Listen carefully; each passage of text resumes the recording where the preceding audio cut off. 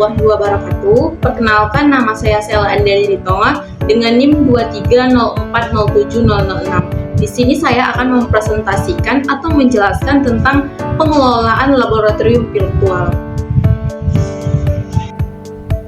Baik, selanjutnya kita akan membahas tentang pengertian laboratorium virtual. Nah, teman-teman harus tahu bahwa laboratorium virtual merupakan sebuah pengalaman belajar yang mensimulasikan laboratorium otentik. Laboratorium disimulasikan dan divisualisasikan melalui format digital, maka dapat digunakan siswa untuk mengeksplori konsep dan teori. Dan laboratorium virtual dapat didefinisikan sebagai perangkat lunak multisensori yang memiliki interaktif untuk mensimulasikan praktikum-praktikum tertentu dengan merefleksikan laboratorium konvensional. Nah, objek media interaktif mencakup berbagai format heterogen, termasuk teks, hiperteks, audio, gambar, animasi, video, dan grafik. Selanjutnya, kita akan membahas tentang standar pengelolaan laboratorium. Pemerintah telah menetapkan standar pengelolaan dalam Peraturan Menteri Pendidikan Nasional Nomor 19 Tahun 2007 tentang standar pengelolaan satuan pengajaran, di mana laboratorium wajib memiliki tenaga laboratorium dan teknisi sumber belajar. Staf terkait ditentukan dalam organisasi laboratorium yang bertugas membantu dosen mengelola magang, walaupun lab virtual tidak menggunakan alat dan bahan magang yang sama dengan lab sebenarnya. Namun, lab virtual harus dikelola oleh agen agar pelaksanaannya efisien dan sesuai dengan konsep keilmuan lembaga yang relevan. Selanjutnya yaitu kita akan membahas tentang jenis-jenis lab virtual. Nah, yang pertama yaitu Physics Education Technology atau biasa yang disebut dengan PET. Physics Education Technology atau PET merupakan media simulasi interaktif yang didirikan pada tahun 2002 oleh pemenang Nobel Carl Williams dari University of Colorado di Boulder, Amerika. PET merupakan media berbasis penelitian yang mampu menggabungkan fenomena kehidupan dengan ilmu pengetahuan yang dimiliki siswa. Nah, PET ini banyak sekali simulasi praktikum baik dari bidang fisika, biologi, kimia, maupun lainnya. Yang kedua yaitu OLAPS. OLAPS ini merupakan media laboratorium virtual yang dicetuskan oleh CDAC Mumbai dan Universitas Amrita dan didanai oleh Department of Electronic and Information Technology.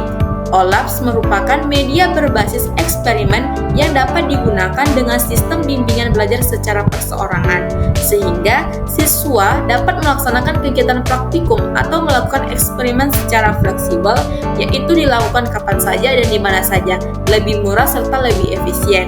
Dan OLAPS dapat mendukung gaya belajar siswa melalui tutorial, animasi, grafik, sehingga serta ringkasan dengan informasi rinci.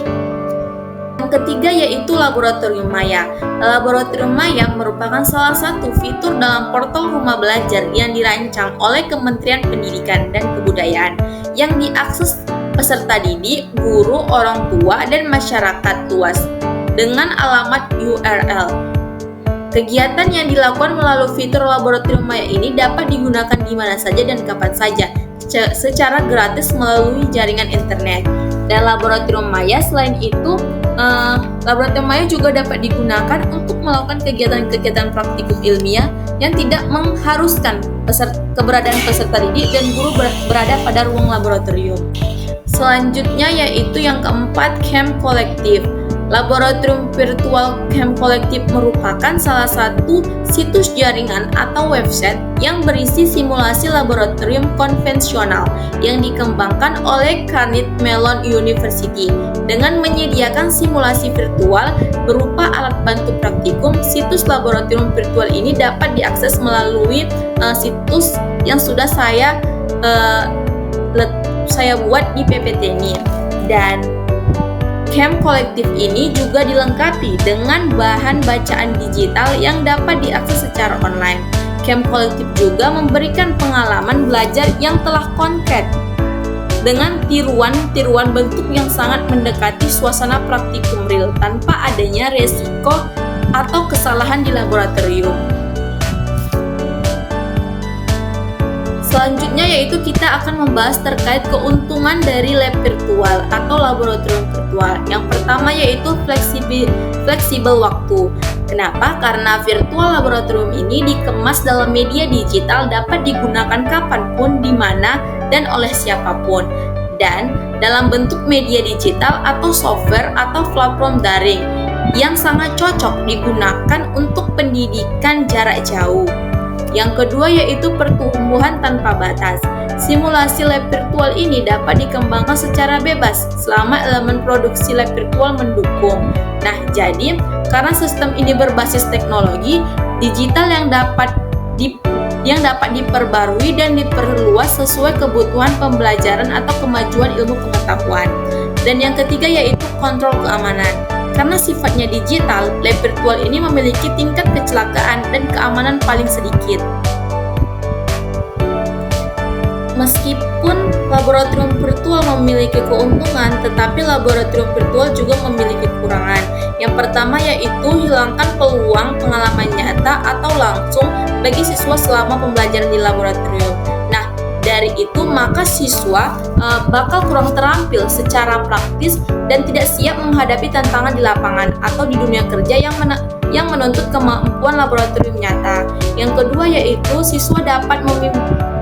yaitu dapat membingungkan siswa saat menggunakan laboratorium maya. Nah, jadi khususnya bagi siswa yang belum terbiasa dengan teknologi digital atau belum memahami cara kerja simulasi teknologi digital, maka siswa akan merasa kebingungan dengan cara menggunakan jenis-jenis laboratorium virtual yang telah saya jelaskan. Yang ketiga yaitu dapat mengurangi jangkauan keterampilan siswa, khususnya keterampilan dalam menggunakan alat-alat laboratorium. Nah, setelah kita tadi membahas tentang keuntungan dan kekurangan lab virtual, di sini kita akan membahas tentang manfaat lab virtual di era Society 5.0. Yang pertama yaitu sebagai alternatif dari pembelajaran. Yang kedua yaitu meningkatkan fleksibilitas proses pembelajaran seperti penerapan magang jarak jauh. Yang ketiga yaitu lab virtual memungkinkan penggunaan untuk mengakses dengan mudah kapan saja di mana saja. Manfaat ini mendukung implementasi MBKM yang dapat memfasilitasi pembelajaran jarak jauh bagi siswa di luar kurikulum. Yang keempat yaitu biaya pengadaan dan pemeliharaan laboratorium dapat diminimalkan. Yang kelima yaitu merupakan studi eksperimental tentang sistem yang tidak dapat diakses. Yang keenam yaitu secara langsung oleh sains seperti ruang angkasa, ekosistem laut, dan lain-lain. Jadi, setelah kita membahas terkait pengertian laboratorium virtual, jenis-jenis laboratorium virtual, keuntungan lab virtual, kekurangan dan manfaatnya. Nah, sekarang kita menyimpulkan bahwa lab virtual merupakan alternatif modern untuk pembelajaran praktikum yang interaktif dan fleksibel. Meskipun menawarkan berbagai jenis dan manfaat seperti efisiensi waktu, biaya, dan akses, serta mendukung pembelajaran mandiri, laboratorium ini juga memiliki kekurangan seperti terbatasnya pengalaman praktik langsung dan ketergantungan pada perangkat digital. Baik, setelah